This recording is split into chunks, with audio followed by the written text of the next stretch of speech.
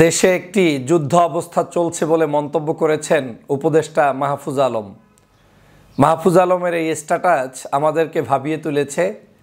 তিনি যখন লিখেছেন বাংলাদেশের বর্তমান পরিস্থিতি, দেশি বিদেশি ষড়যন্ত্র, বিভিন্ন ধরনের কূটকৌশল চলছে দেশের বিরুদ্ধে, মানুষের বিরুদ্ধে, আমাদের স্বাধীনতার বিরুদ্ধে, তখন স্বভাবতই আমাদেরকে ভাবতে হচ্ছে আগামীর বাংলাদেশ কোন পথে যাচ্ছে, কোন দিকে নিয়ে যাচ্ছি আমরা। রাজনীতিবিদের কি ভূমিকা, সমাজের অন্য মানুষের কি করা উচিত এবং এখনই সাবধান না হলে আমরা কি পরিণতির দিকে যাচ্ছি সেটা আসলে বলার ভাষা হারিয়ে ফেলেছে। আপনারা নিশ্চয়ই জানেন উপদেষ্টা মাহফুজ আলম গতকালকে যে স্ট্যাটাসটি দিয়েছেন, ইতিমধ্যেই বিভিন্ন জায়গায় সেই স্ট্যাটাস ভাইরাল হয়েছে, পত্রপত্রিকায় এসেছে। তার স্ট্যাটাসটির মূল উদ্দেশ্য ছিল, সেখানে তিনি বোঝাতে চেয়েছেন বাংলাদেশের বিভিন্ন জায়গায় যে আইন শৃঙ্খলার অবনতি হচ্ছে, বিভিন্ন জায়গায় যে রাজনৈতিক অনৈক্য তৈরি হয়েছে, দেশি বিদেশি বিভিন্ন চক্রান্ত চলমান রয়েছে, এর বিস্তর বর্ণনা তিনি সেখানে দিয়েছেন। আমি শুরু থেকেই আজ পর্যন্ত সব সময় যতদিন কথা বলেছি আমি বলেছি, সাপের সাথে কোনো খেলা নয়। সাপ সুযোগ পেলেই আপনাকে সবল মারবে। আওয়ামী লীগ হচ্ছে বাংলাদেশের জন্য একটি বিষাক্ত সাপ। এই বিষাক্ত সাপকে আদর করে, ভালোবেসে, গণতন্ত্র শিখিয়ে, ভদ্রতা শিখিয়ে আপনি বাংলাদেশকে পরিচালনা করবেন, সেটা কোনোদিন সম্ভব নয়। আপনি যেমন নরম, আপনার উপরে তেমনটাই এই বাংলাদেশের জনগণ প্রয়োগ করবে। এটা হচ্ছে এদেশি মানুষের নেচার, এদেশি মানুষের সিস্টেমটাই এরকম। আপনি কঠোর, আপনার সাথে সে ভদ্র। আপনি নরম, আপনার সাথে সে গরম। এই পরিস্থিতি তো আজকের আমার ধারণা আপনি সরকারে যারা আছেন আপনাদের বহুত আগেই উপলব্ধি করা উচিত ছিল। এই বাংলাদেশকে আপনি একদিনের মধ্যে আমেরিকা, কানাডা, অস্ট্রেলিয়া, সিঙ্গাপুরের মতো আইন শৃঙ্খলা বানিয়ে নিতে পারবেন না, যে বলে বলে করাবেন, ভালোবেসে বেসে তারপরে নিয়ে যাবেন, সুন্দর করে আপনি তাদেরকে আদর যত্ন করে একটা শৃঙ্খলার মধ্যে নিয়ে আসবেন। সেই দেশ এটা না। এদেশে সন্ত্রাস, চাঁদাবাজ, দুর্নীতিবাজ, দুষ্টচক্রের মানুষদেরকে যে ভাষায়, যে শক্তিতে দমন করতে হয়, সেই শক্তিই আপনাদের প্রয়োগ করা উচিত ছিল। ডেভিল হান্ট নামে আমরা যে নতুন একটি অপারেশন দেখেছিলাম, সে অপারেশনটা পর্যন্ত দুর্বল করেছে কারা? আমরা যখন শুরুর দিকে শুরু করেছিলাম মনে হয়েছিল যে ডেভিল হান্টে দেশ ঠান্ডা হয়ে যাবে। আপনারা একদিকে ডেভিল হান্ট করছেন, অন্যদিকে বলছেন যে কারো উপরে যাতে কোনোভাবে কিছু না হয়, খুব ঠান্ডা মাথায় গ্রেপ্তার করা কিংবা আইন শৃঙ্খলা দেখা। এই ঠান্ডা মাথা যখন একজন সাধারণ অপরাধী জানতে পারে, তখন সে তার অপরাধ আরও দ্বিগুণ বাড়িয়ে দেয়। তিনি নিশ্চিত হয়ে যান যে আমার তো কোনো ক্রসফায়ার নাই, আমার তো কেউ মৃত্যু করবে না, আমাকে তো কেউ গুম করবে না, আমাকে কেউ তো আটকিয়ে ফেলবে না। এই যে তার ভিতরে একটা শক্তি চলে আসে, আর এই শক্তির কারণেই অপরাধীরা দ্বিগুণ চারগুণ শক্তি নিয়ে মাঠে নেমে পড়ে। আমাদের এই বাংলাদেশকে নিয়ন্ত্রণ করতে হলে সেই 5 তারিখের পরে যেই রকম একটি শক্ত অবস্থান গ্রহণ করা উচিত ছিল, সেই শক্ত অবস্থানটা 5ই আগস্টের পরে বাংলাদেশের সরকার এবং আমরা কেউই নিতে পারিনি, গ্রহণ করতে পারিনি। আমরা কয়েকদিনের মধ্যে ভুলে গিয়েছি রক্তের সেই দাগের কথা। আমরা কয়েকদিনের মধ্যে ভুলে গিয়েছি 2000 মানুষের সেই জীবনের কথা। আমরা কয়েকদিনের মধ্যে ভুলে গিয়েছি আমার প্রায় হাজার হাজার, 50,000-এর কাছাকাছি মানুষের হাত পা চক্ষু না থাকার সেই সকল কথা ভুলে গিয়েছি। আমরা একে অপরে ব্যস্ত হয়ে পড়েছি তর্কে বিতর্কে। আমরা আওয়ামী লীগের দুর্নীতি, আওয়ামী লীগের অসঙ্গতি, আওয়ামী লীগের সকল প্রকার অন্যায় অত্যাচারের কথা আমরা ভুলে গিয়েছি। জাতিকে জানাতে আমরা ভুলে গিয়েছি। আমরা জাতিকে জানাচ্ছি বিএনপির কী দোষ, জামাত শিবিরের কী দোষ, অন্য দলের কী দোষ। একে অপরের সকলে সবার দোষ নিয়ে রাস্তায় এমনভাবে নেমে পড়েছি, আওয়ামী লীগ মহা খুশি এবং তার পরিকল্পনাটাই আমরা মূলত বাস্তবায়ন করে দিচ্ছি। আওয়ামী লীগ এটাই চেয়েছে যে এত বড় খুন, এত বড় অন্যায়, এত বড় চুরি ডাকাতি, এই সব কিছু জাতির কাছ থেকে মুছে গিয়ে ওরা ওদেরকে নিয়ে ব্যস্ত থাকবে। সেই কর্মটি আজকের বাংলাদেশে সফলভাবে সম্পন্ন করতে পেরেছে এই আওয়ামী লীগ এবং বিদেশি সংস্থাগুলো। কিন্তু আমাদের হুঁশ ফেরেনি। এখন উপদেষ্টা বলছেন বাংলাদেশ এখন একটি যুদ্ধ অবস্থায় চলছে।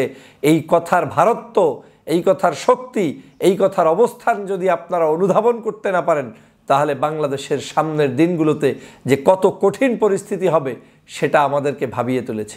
আমাদের দেশের আইন শৃঙ্খলা বিনষ্ট করার জন্য এই সরকার যদি আজকের কঠোরভাবে সেই 5 তারিখের পরে শুধুমাত্র আওয়ামী লীগকেই দমন করা নয়, বরং বিশৃঙ্খলা সৃষ্টিকারী যে কোনো ব্যক্তি, সে বিএনপির হোক, জামাতের হোক, অন্য দলের হোক, যে কোনো ডান বাম ছোট বড় যেই হোক না কেন, আইনের গতিতে আইন প্রয়োগ করে যদি তাদেরকে শায়েস্তা করে একদম ডাইরেক্ট, যেখানেই সন্ত্রাস, যেখানেই দুর্নীতি, যেখানেই অন্যায়, সাথে সাথে ডান্ডার বাড়ি, তাহলেই আজকের এই কঠিন পরিস্থিতি থেকে আমরা মুক্ত হতে পারতাম। কিন্তু আমার নিজের চোখের সামনে দেখছি যে কি কারণে, কিভাবে আমরা আইন শৃঙ্খলাকে অবনতির দিকে নিয়ে গিয়েছি এবং এখনও নিয়ে যাচ্ছি। আমি বারবার বলেছি, মুগুর যেখানে প্রয়োজন সেখানে মুগুরই দরকার। আওয়ামী লীগের সাথে কোনো কাগজপত্র নিয়ে লেখালেখি করে, কোনো এগ্রিমেন্ট করে শান্তি আপনি বাংলাদেশে করতে পারবেন না। এক জায়গায় করবেন, আর এক জায়গায় অশান্তি। আজকের এক জায়গায় আইন প্রয়োগ করলেন, আর এক জায়গায় ঠান্ডা আছে, সেখানে অশান্তি শুরু হয়ে যাবে। আওয়ামী লীগ যেখানে নিজের অপরাধকে নিজেরা বুঝতে পেরে জাতির সামনে বলে দিয়েছিল যে আমরা ক্ষমতা থেকে চলে গেলে 5 থেকে 10 লক্ষ লোক একদিনে মারা যাবে, তাহলে বুঝতে পারেন যে বাংলাদেশে কি পরিমাণ তাদের সেই দুর্নীতি ছিল, কি পরিমাণ অন্যায় তারা করেছে। সেই অন্যায়টা নিজেরা অনুধাবন করতে পেরে তারা বলেছে এতগুলো মানুষ মারা যাবে। তাহলে বোঝেন যে আওয়ামী লীগ কত বড় অপরাধী ছিল। সেই অপরাধ বোধ থেকে তারা এই কথা বলেছিল। কিন্তু সারা বাংলাদেশে তাদের একটা মানুষকে অন্যায়ভাবে কোনো মানুষ কোনো জায়গায় এখন পর্যন্ত হত্যার শিকার করে নাই। এটা গণতন্ত্রের বিজয়, এটা মানুষের বিজয়। কিন্তু আইন শৃঙ্খলা বাহিনীকে ওই শব্দচয়ন থেকে শেখা উচিত যে আওয়ামী লীগ কী বলেছে। আমি বারবার বলেছিলাম যে সরকারের উচিত এমার্জেন্সি, রাষ্ট্রের টাকা আমার সবার আগে নিরাপত্তার জন্য ব্যবহার করব। কোনো উন্নয়নের প্রয়োজন নাই। এই মুহূর্তে সবার আগে প্রয়োজন হচ্ছে আমার এই বাংলাদেশের যে বিপ্লবীরা স্বাধীন করেছে দেশ, সেই স্বাধীন বিপ্লবী চেতনার লোকগুলোকে সরকারের পুলিশে নিয়োগ দিয়ে 2 লক্ষ লোক আমি টাকা দিয়ে নিয়োগ দিব। 6 মাসের মধ্যে ট্রেনিং করিয়ে শর্ট কোর্স দিয়ে তাদেরকে ঢুকাবো। সারা দেশ আপনার নিয়ন্ত্রণে চলে আসত। এখন আপনি পথে ঘাটে সব জায়গায় আপনি চিন্তিত হয়ে যাচ্ছেন কেন? কারণ আপনার লোকগুলোর সংখ্যা নেই। আজ সেই কঠিন পরিস্থিতি থেকে চতুর্দিকে শত্রু, রাজনীতিবিদের মধ্যে অনৈক্য, দেশের মধ্যে বিশৃঙ্খলা, বিদেশি ষড়যন্ত্র, শেখ হাসিনার ষড়যন্ত্র, পার্শ্ববর্তী দেশের ষড়যন্ত্র, এই সব কিছু একত্রে সামাল দেওয়ার পরিস্থিতি তো নেই। সে কারণেই উপদেষ্টা আজকে তিনি এই কথা বলেছেন। এই কথাগুলো তার বক্তব্য থেকে নয়, গত প্রায় 10-15 দিনের প্রত্যেকের বক্তব্য থেকেই অনুমেয় যে দেশের পরিস্থিতি কিন্তু ভিন্ন দিকে যাচ্ছে। সেনাপ্রধান কিন্তু সেদিন রাগ করে কঠোরভাবে বলেছিলেন এখানেই আমাদেরকে থামতে হবে, অনেক হয়েছে, অনেক দেখেছি। তারপরে ডক্টর মোহাম্মদ ইউনূস সাহেবের বক্তব্য শুনেছেন, তার বক্তব্য বিবিসির সাথে সাক্ষাৎকারেও কঠোরভাবে ছিল। তারপরে এখন উপদেষ্টা মাহফুজ আলমের স্ট্যাটাস দেখলেন, তার মধ্য দিয়ে প্রমাণ হচ্ছে যে আমাদের দেশের শান্তি শৃঙ্খলা এখন ভালো নেই, এটাকে ফিরিয়ে আনতে হবে। আমি আবারও আজকের সরকারকে কঠোরভাবে উদাত্ত আহ্বান জানাই।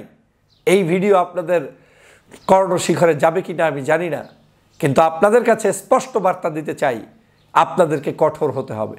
যার সাথে যেমন সেই রকম আচরণ করতে হবে। প্রয়োজনে আপনাদেরকে এমার্জেন্সি তাঁবুটা নিয়ে গ্রেপ্তার করে মানুষদেরকে রাখার জন্য আলাদা আপনাদের জেলখানা নির্মাণ করতে হবে। প্রয়োজনে কোনো জায়গার বড় বড় বিল্ডিংগুলোকে আপনার রিকুইজিশন নিয়ে তারপরে সেখানে আপনার এই সকল অপরাধীদেরকে ঢুকাতে হবে। কোনো ছাড় নাই, তাদেরকে ডাইরেক্ট ঢুকাতে হবে। এবং ঢুকাতে হবে মানে কি, তাদের হৃদয়ে কম্পন সৃষ্টি করে দিতে হবে যে একবার ঢুকলে আর বের হওয়ার কোনো রাস্তা নাই। একবার চুরি করলে, একবার অসঙ্গতি করলে, মানুষ মারলে সেটার জন্য যে মৃত্যুদণ্ড অপেক্ষা করছে সেটা আপনাকে বুঝিয়ে দিতে হবে। এবং সেটা আপনি বুঝাতে পারলেই হয়তো কিছুটা উন্নতি হবে বলে মনে করি। তবে এই 8 মাসে ওরা অনেক আদর যত্ন পেয়ে গিয়েছে। ওরা এখন ভাবতে শিখেছে, ওরা এখন এস্টাবলিশড হওয়ার জন্য নতুন করে রাস্তায় নেমেছে। আমি তো দেখছি যে বাংলাদেশের বিএনপি জামাত যতটা না নিরাপদ, তার চেয়ে আওয়ামী লীগের লোকেরা এদেশে এখন নিরাপদ, ঘুরে বেড়াচ্ছে চোখের সামনে। আমি চিনি, আমি জানি কি করেছে তারা। সেই মানুষগুলো চোখের সামনে ঘুরে বেড়াচ্ছে, সালাম দিচ্ছে, মেশার চেষ্টা করছে। এটা অপরাধ নয়, যে কোনো অন্যায় করবে না সেই ব্যক্তিগুলোর তাকে কোনোভাবে আমরা শাস্তি দিতে চাই না। কিন্তু খুঁজে দেখেন গত 16 বছর এই দেশে থেকে কোনো মানুষ একটা ফেসবুক ব্যবহার করতে পারে নাই, ইউটিউব ফেসবুকে কোনো জায়গায় সঠিকভাবে বক্তব্য উপস্থাপন করতে পারে নাই বিএনপি জামাতের ছেলেমেয়েরা। আর তারা এখন প্রতিদিন কন্টেন্ট ক্রিয়েট করছে, পোস্ট করছে, সেখানে লেখালেখি করছে, আপনার যে কোনো সরকারের সিদ্ধান্তের বিরুদ্ধে গিয়ে পোস্ট করছে এই দেশে থেকে। আর আপনারা সেই মানুষগুলোকে স্বাধীনতার নামে মুক্ত করে দিয়ে আজকের এই আইন শৃঙ্খলার পরিস্থিতি যুদ্ধের অবস্থায় পৌঁছে দিয়েছেন। অতএব এখনো সময় আছে, সাবধান হতে হবে, এখনো সময় আছে গর্জে উঠতে হবে, এখনো সময় আছে আমাদেরকে ঐক্যবদ্ধভাবে এগিয়ে যেতে হবে। না হয় আগামীর বাংলাদেশ কঠিন থেকে কঠিনতর হবে, তখন হাহাকার করলে কোনো লাভ হবে না। এই ক্ষতির সম্মুখীন হলে বিএনপিকেও পড়তে হবে, জামাতকেও পড়তে হবে, ইসলামী আন্দোলন ডান বাম সবাইকে পড়তে হবে, কারো পিঠের চামড়া থাকবে না। অতএব ভাবুন এবং ভাবিয়ে কাজ করুন। এই বাংলাদেশকে এখন ঐক্যবদ্ধভাবে শেখ হাসিনা ফ্যাসিবাদের বিরুদ্ধে আপনাদের সবার আবারও ঐক্যবদ্ধ হওয়ার সময় এসেছে। দ্রুত এই কাজগুলো করুন, দ্রুত ঐক্যবদ্ধ হন, দ্রুত আইন শৃঙ্খলা পরিস্থিতি নিয়ন্ত্রণে আনুন এবং দ্রুত দেশবাসীকে নিয়ে আগামীর বাংলাদেশ বিনির্মাণের জন্য এগিয়ে আসুন। আপনারা ব্যস্ত, কে কার ক্ষতি করবেন, এই ক্ষতি করে কোনো লাভ নেই। এই সরকার আমাদের, এই সরকারকে টিকিয়ে রাখতে হবে আমাদের। এই সরকারকে আমরা প্রতিষ্ঠিত করেছি একটি বিপ্লবের মধ্য দিয়ে। অতএব এই সরকারের ভুল ত্রুটি যাই থাকবে তারপরেও সরকার আমাদেরই সরকার।